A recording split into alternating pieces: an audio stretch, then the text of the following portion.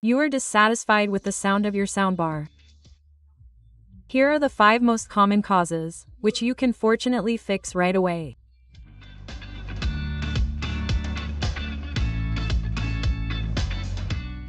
Hello, this is Fit from hi-fi.de.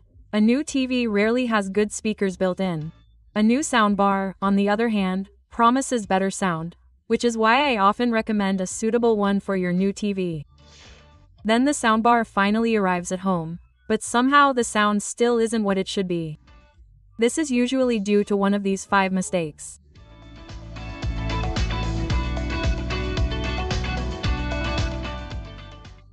The first mistake is made before you turn on the soundbar for the first time, because it should also be positioned correctly. And of course, no one would think of mounting the soundbar upright in the corner of the room. However, speakers always need some air around them. You can either make sure that all the drivers and openings have enough space to breathe, or you can look in the operating instructions, because you can usually find a diagram for this in there. Of course, this applies not only to the actual soundbar, but also to the subwoofer or the rear speakers, if it is a set. The positioning of the subwoofer can be crucial, depending on the bass reflex port.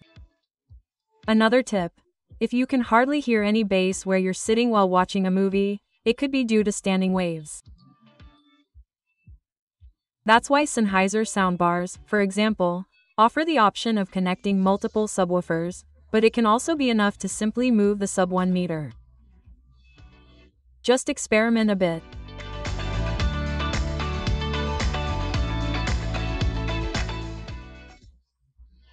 Almost every soundbar these days wants to sound wider than it actually is, or many even promise surround sound or Dolby-Atmos. This works by reflecting sound waves off walls and ceilings. So far so good, but of course every room is different. To ensure that this works in your room, i.e. that the virtual channels are exactly where they should be, most soundbars offer a calibration function. Some, like the Samsung Q995GC, do this automatically. However, most soundbars require you to calibrate the sound manually. Sometimes a separate microphone is also included for this purpose. If you haven't done a calibration yet, it's best to check right away whether your soundbar has this function.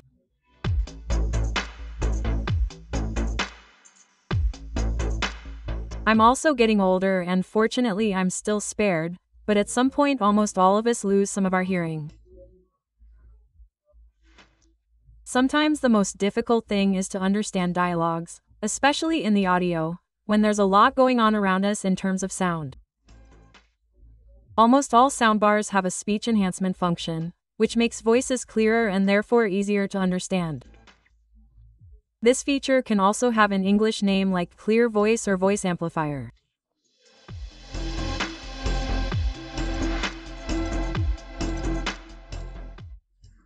However, it can also be the case that the sound is simply a bit off or that the picture and sound are not synchronized. This can happen especially if you connect a source such as a Blu-ray player to the soundbar and then connect it to the audio return channel of the TV with an HDMI cable. Lip sync, as it's often called, can be used to correct a slight delay in the picture or sound.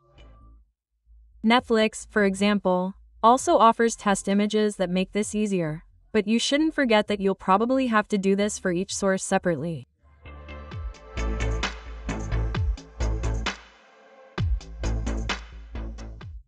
Sometimes you simply don't get the best surround sound because you don't have the best audio format. Sure, first of all devices have to support the audio format. But there can also be other reasons. Sometimes it's because of the language you're watching a film in, because sometimes only the original version is mastered in the best audio format. For example, you only get Dolby-Atmos if you can stream in Ultra HD resolution, which is the case with the most expensive premium subscription.